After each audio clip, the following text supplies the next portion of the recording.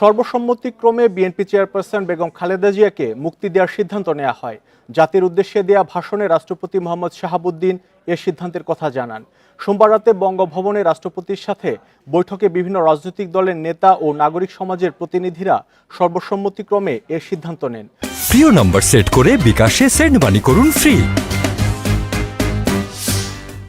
হয়রানিমূলক মামলায় 1 দশকেরও বেশি সময় ধরে হয়রানির কবলে ছিলেন তিনি তিনবারের প্রধানমন্ত্রী খালেদা জিয়া।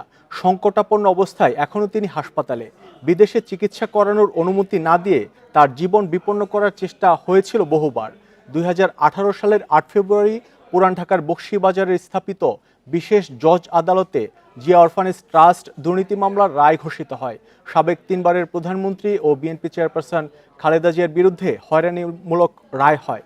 জেলে যেতে হয় তাকে। মামলার রায়ের বিষয়ে খালেদা জিয়া সে সময় বলেছিলেন, মিথ্যা মামলায় তার স্বাভাবিক জীবন ব্যাহত করা হয়, বিচারের নামে হয়রানি করা হয়। পুরান ঢাকার বকশীবাজারে ঢাকার অস্থায়ী 5 নম্বর আদালতে উপস্থিত হয়ে আত্মসমর্পণ করে দেয়া বক্তব্যে তিনি সে সময় এসব অভিযোগ করেন। সে সময় সাবেক প্রধানমন্ত্রী অভিযোগ করেন, আওয়ামী লীগের শাসনের বিচার করা স্বাধীন নয়, তাই ন্যায় বিচার হবে না নিয়ে সংশয় জানান তিনি। তার বিরুদ্ধে মিথ্যা উদ্দেশ্য প্রণোদিত হয়রানিমূলক মামলার অভিযোগও করেন তিনি।